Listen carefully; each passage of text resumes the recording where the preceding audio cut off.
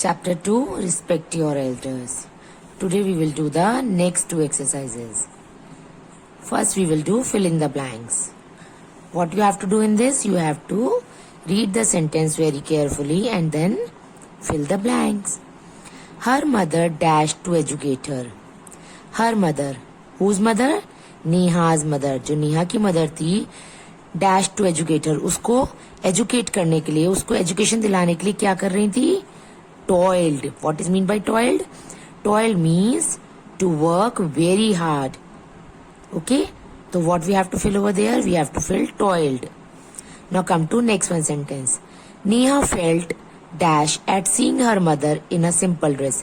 जब नेहा ने जब अपनी मदर को देखा सिंपल ड्रेस में तो उसने क्या महसूस किया? ashamed. ashamed means insulted feel किया उसने, उसको अपनी इंसल्ट महसूस हुई. Now come to third one fill up. She became dash due to her accident. She is used for Neha के लिए यूज हुआ है. Became dash क्या हो गई थी वो जब उसका एक्सीडेंट हुआ था? After accident she became lame. What is mean by lame?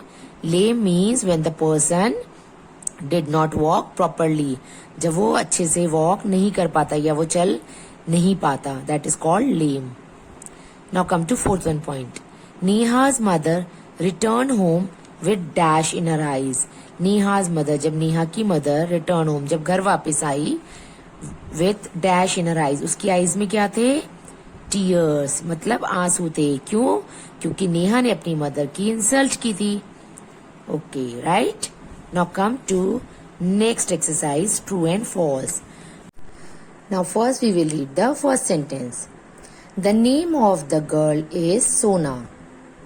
According to our chapter, the name of the girl is Sona. हमारे चैप्टर में जो गर्ल थी उसका नाम सोना था. Is this the right statement? No, this is not the right statement because the name of the girl is Neha. So what we have to write? We have to write false over there. Now come to second one point. We must obey our parents. हमें क्या करना चाहिए?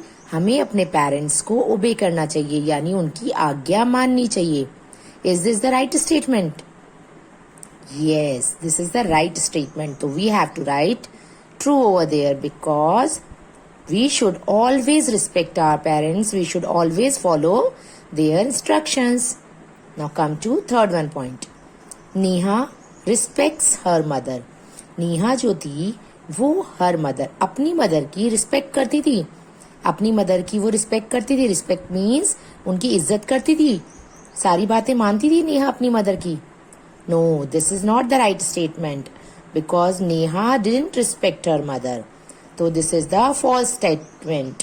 तो you have to write false over there. Now come to fourth one point. Neha became blind due to her accident. Neha हो गई थी, क्या हो गई थी? ब्लाइंड यानी अंधी हो गई थी. ड्यू टू हर एक्सीडेंट, अपने एक्सीडेंट की वजह से. जब नेहा का एक्सीडेंट हुआ था क्या उसके बाद वो ब्लाइंड हो गई थी? Is this right? No, this is not the right statement. तो we have to write false over there because after accident Neha became lame. Neha क्या हो गई थी? लेम हो गई थी. Lame means those who are unable to walk, जिसे हम हिंदी में कई बार कहते हैं लंगड़ी हो गई थी. Okay, right? I think it's clear to you. If you have any problem, you are free to call me. Thank you. Have a nice day ahead.